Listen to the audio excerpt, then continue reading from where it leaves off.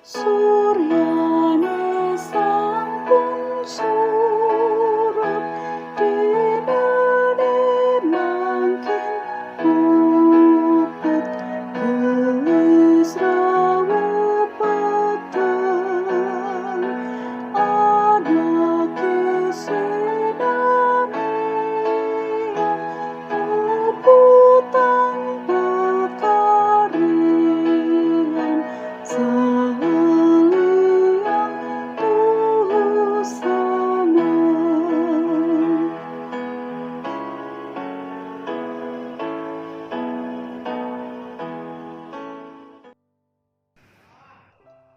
Selamat malam, Shalom, Bapak Ibu Saudara yang terkasih di dalam Tuhan Yesus. Puji Tuhan, kita masih diberikan kesempatan menjalankan hidup di dunia ini. Mari kita gunakan semaksimal mungkin untuk kemuliaan Tuhan Yesus. Dalam ibadah tutup hari bersama keluarga kita masing-masing, mari kita renungkan dua firman Tuhan dalam puji dan janji. Yesaya 66 ayat 2. Bukankah tanganku yang membuat semuanya ini, sehingga semuanya ini terjadi? Demikianlah firman Tuhan. Tetapi kepada orang ini aku memandang, yang tertindas dan patah semangatnya, dan yang gentar kepada firman-Ku. Yohanes 17 ayat 17, Yesus berdoa, kuduskanlah mereka dalam kebenaran, firman-Mu adalah kebenaran. Bapak, Ibu, Saudara yang terkasih di dalam Tuhan Yesus Kristus, melalui nubuatan Nabi Yesaya pasal 66, telah digenapi dengan hadirnya Tuhan Yesus ke dunia, bahwa bukan hanya menyelamatkan bangsa Israel atau manusia di Timur Tengah saja, tetapi Tuhan Yesus mengangkut semua dosa umat manusia di seluruh bumi ini, termasuk kita saat ini, mendapat kasih karunia-Nya sehingga kita menjadi murid-murid Tuhan Yesus. Melalui bacaan firman Tuhan malam ini, Yesaya 66 ayat 2 berbunyi, tetapi kepada orang inilah aku memandang, kepada orang yang tertindas dan patah semangatnya, dan yang gentar kepada firman-Ku, bahwa Allah peduli kepada semua umat manusia, bahwa manusia adalah milik Allah. Tidak mungkin Allah yang adil itu akan pilih kasih terhadap manusia. Allah menyiapkan segala sesuatu di bumi ini untuk dapat dinikmati oleh manusia sangat melimpah. Bahwa Allah menciptakan segala sesuatu dengan keteraturan dan hukum-hukumnya. Bagi manusia yang melanggar hukum-hukum Allah, pasti akan menanggung akibatnya.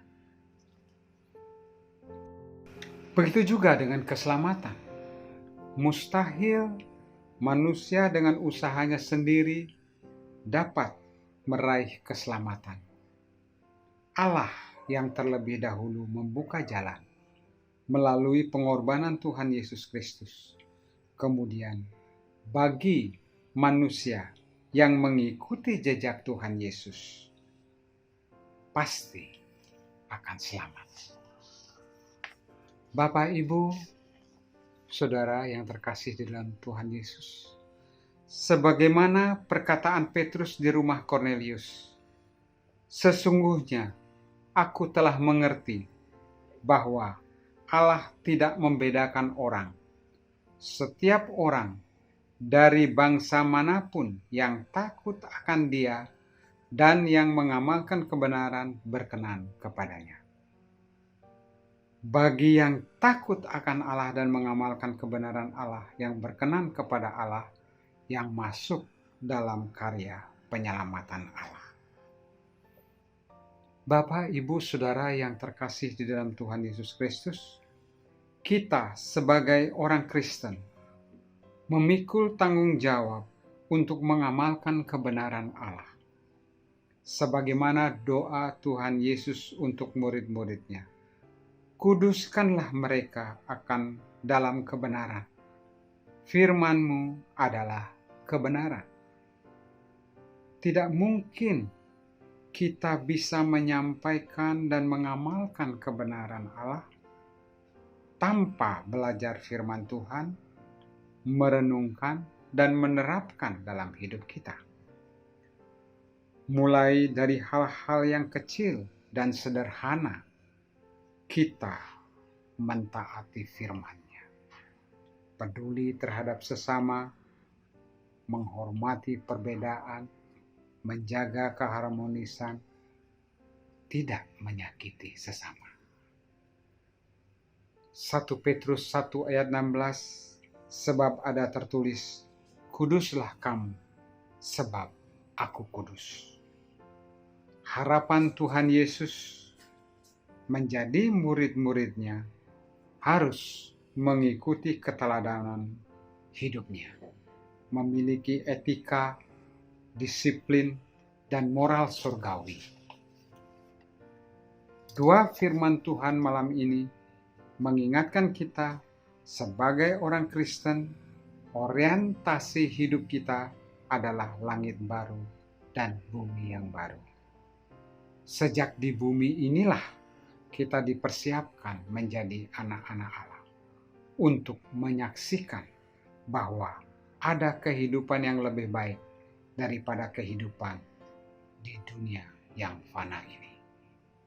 Kalau kita tidak mempunyai tujuan hidup dan kerinduan untuk pulang ke rumah Bapa, rumah kita yang sesungguhnya, maka kita sesungguhnya menolak ajakan Tuhan Yesus.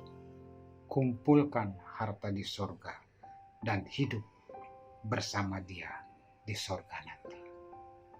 Inilah tujuan kita menjadi Kristen, untuk mengajak orang lain untuk memasuki kehidupan kekal yang akan datang, apapun keyakinan mereka, dengan tanpa perkataan dapat dirasakan melalui sikap hidup dalam menerapkan nilai-nilai ajaran Injil.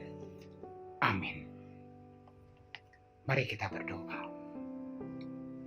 Tuhan Yesus, terima kasih renungan malam ini untuk mengingatkan kami bahwa kami mempunyai tujuan hidup, mengarahkan pandangan kami ke rumah Bapa, sehingga kami tidak lagi untuk mengharapkan kehidupan di dunia ini, karena kami mempunyai rumah yang sesungguhnya di surga, di mana kami akan hidup bersama Tuhan Yesus di surga nanti. Ampunilah kami Tuhan atas perbuatan-perbuatan kami yang tidak berkenan dan yang menyakiti perasaan Tuhan, karena kami lebih banyak berorientasi ke dunia ini sehingga kami melupakan tujuan kami. Terima kasih Tuhan. Kami serahkan hidup kami, hidup keluarga kami, supaya kami bersama-sama mengarahkan pandangan kami untuk tujuan hidup kami yang kekal, untuk hidup yang lebih baik.